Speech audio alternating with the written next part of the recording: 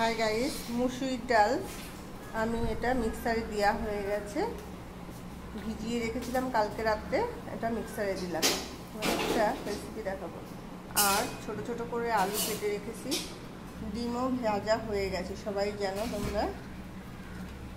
এখন চলো একটা বাটির ভিতরে লবণ আর হলুদ দিয়ে এবার মাখবো। আমি কড়াইতে তেল বসিয়ে দিয়েছি। মুসুরির ডাল বড়া খেতে প্রচণ্ডই ভালো লাগে, তোমরা সবাই জানো। এবার আমি এক এক করে ছেড়ে দেব। তেল গরম হয়ে গেছে।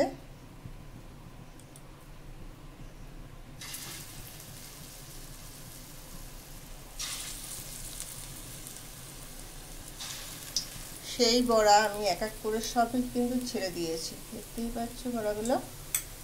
আমি সব আদা রসুন তোমার পেঁয়াজ আর এই ধারি ধারি লঙ্কাগুলো সব মিক্সারে এখন ফেলে দেবো। মিক্সারের ভিতরে টমেটোও কিন্তু দিয়ে দিলাম। মিক্সারে সব কিছু দেওয়া হয়ে গেছে। এবার চলো রান্না করে।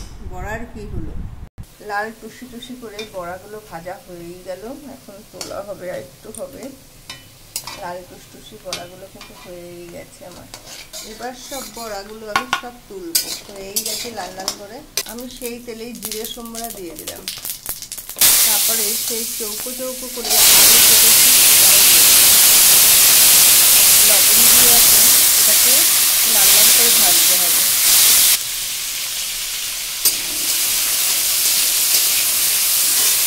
এখন সেই টমেটো দিয়ে কষানো হবে। আবার এখন সব রকম মশলা সেই মিক্সারে, এর ভিতরে কিন্তু টমেটোও দিয়েছি, দেখেছে। সব দিয়ে আবার এটাকে কষানো হবে। টমেটো দিলে একটু কালারটা একটু অন্যরকমই হয়, আর ভালো লাগে দেখতে। এবার এক এক করে ধনের গুঁড়ো পড়লো, জিরের গুঁড়ো, হালকা সামান্য লঙ্কা দিলাম। কেন, কাঁচা লঙ্কা দেওয়া হয়েছে মিক্সারে, তাই। এবার আবার নাড়াচড়ার পালা। একটু সামান্য জল দিয়ে, নাই লেগে যাবে, একটুখানি জল দিয়ে নাড়াচাড়া করতে হবে। কষাকষি আমার কিন্তু হয়েই গেছে। দেখো তো কতটা মশলা। একটু মশলা বেশি না দিলে ভাল লাগে না বড়ায় সাধারণত। দেখো আমি এর ভিতরেই সব বড়াগুলো ছেড়ে দিলাম। দেওয়ার পরে আমি এর ভিতরেই কিন্তু হলুদ দিয়ে দিলাম। আবার একটু সরষের তেল এর ভিতরে ছেড়ে দিলাম। আবার এখন নাড়াতে হবে। যত কষাবা ততই টেস্ট হবে, ভালো করেই জানো বন্ধুরা। সবাই জানে যত কষানো হবে ততই খেতে স্বাদও হয়। এর নাম রেখেছি মুসুরির ডালের ডিমের বড়া। খেতে স্বাদ, দেখতেও ভালো। আর মুসুরির ডালের বড়া তো এমনিতে খেতেই ভালো বন্ধুরা। এত ঘাটা ঘুটি, এত কষানো হচ্ছে, দেখো একটা বড়াও ভাঙছে না। এবার জল দেওয়ার পালা।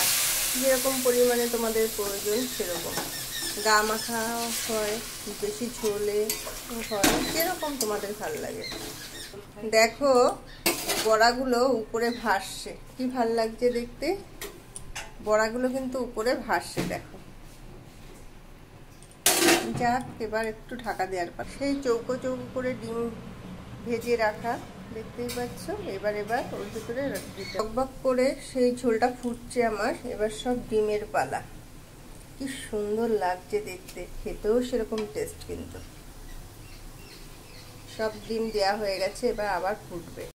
আমার সেই ঝোলটা কিন্তু হয়েই গেছে, টকবক করে ফুটছে, একটা সুন্দর একটা সেন্ট আসছে। এবার আমি গরম মশলা দেব। একটু হালকা করে ঘি ছড়িয়ে দেবো ওটায়। আর গরম মশলা, শাহি গরম মশলা ছেড়ে দিলাম। আমার মাংস মাছ সত্যি ফেল হয়ে যায়। টাটা, লাইক শেয়ার কমেন্ট করো। এবার ওহো, কি দেখতে হয়েছে দেখো।